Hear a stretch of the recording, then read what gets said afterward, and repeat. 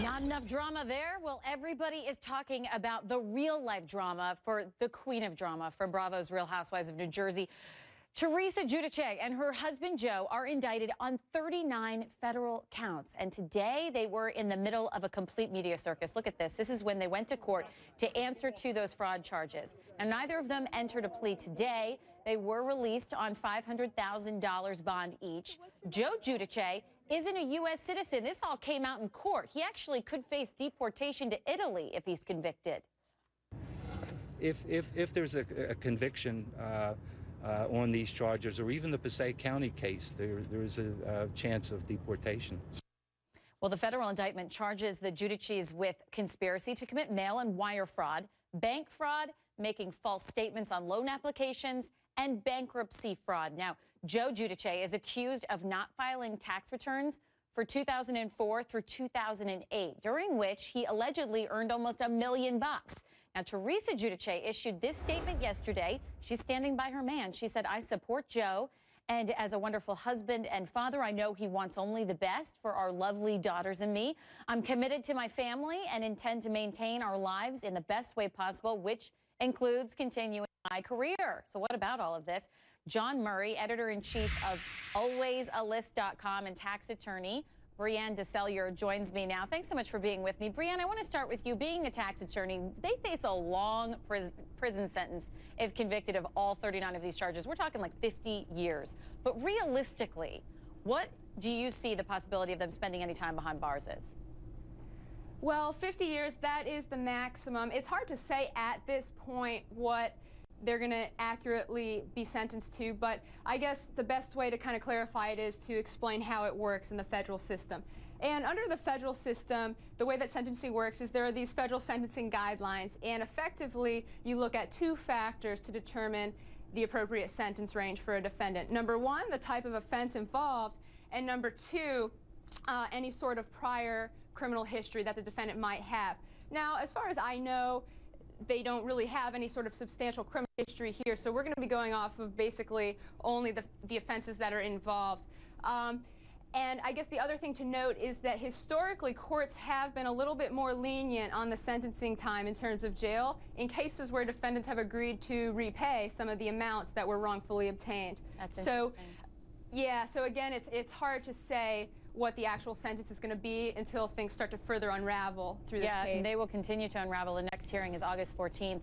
Now, if you don't know, this indictment actually stems from the Giudice's 2009 bankruptcy filing. They claimed there were nearly $11 million in debt. They say their take-home pay at that time was about $16,500 a month, but $10,000 of that was actually monthly assistance from family members and income from Bravo. That's what they said. Now, some of their debts were listed as $13,000 owed to Neiman Marcus, $2.2 million in mortgages, and $12,000 for fertility treatments. Now, the couple said their wardrobe was worth $3,000. Teresa Giudice made headlines after that bankruptcy filing when she spent $60,000 on home furnishings. Let's bring back in John. I want to ask you, there have been a lot of calls for them to quit this show. But, this show actually thrives on drama. If this is any more dramatic than it could get, wouldn't you imagine this would be written into the show? Well, the show definitely thrives on drama. The whole franchise does. That and conspicuous wealth. And it's a hard one to call, to determine whether they will stay connected to the show. I mean, here you had like the Real Housewives of D.C. Remember those wackadoos, the White House crashers, the Salahis? They created all that problems. That franchise went away.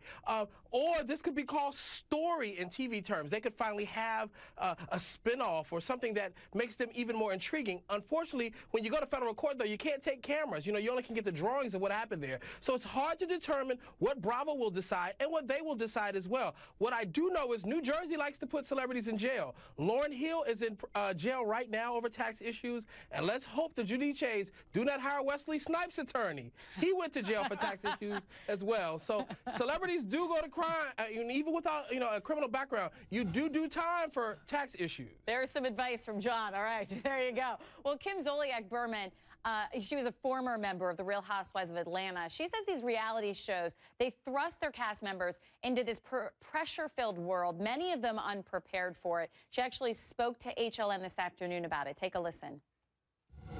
these shows force people, in essence, to keep up with the Joneses.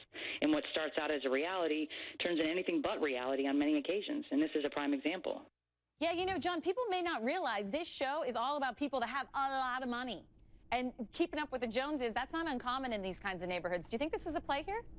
Well, let me tell you, so just to give you a background on the show, insider trading that people don't know, the first season of each of these franchises, they typically don't get paid for doing the show. They get what you call a house rental fee. So they only pay them to shoot in their home. Then they may get additional bonuses for taping the reunion show. After 5 seasons, Teresa Giudice, someone very close to the franchise, told me, is making somewhere between $500,000 and $750,000 a year. Not as much as the Atlanta cast, because they are the top franchise out of all of the franchises. So they're making a lot of money. There is a lot of visibility, but these people know what they sign up for. By the time you get to New Jersey and some of the other franchises, you've seen the ones that have come on before you, and you know what to anticipate. So, I mean, you know, Kim is somebody who made a lot of money even before TV because she was a very known mistress in Atlanta, and that was part of her storyline. So her playing the victim and the reality show stars here are, you know, they're the victims in this situation. I'm not buying it. All right, and you know, Brienne, real quick, I just want to know whether or not you think that because they have so much publicity surrounding them because of the show, that came into play when filing charges?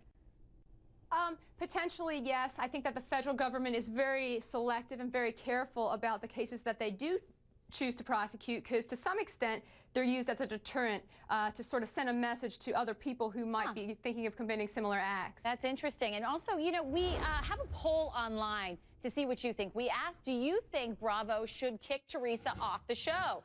And you have cast your vote. Here's what you guys think. 59% say, yeah, you can't have a real housewife that's been charged with fraud.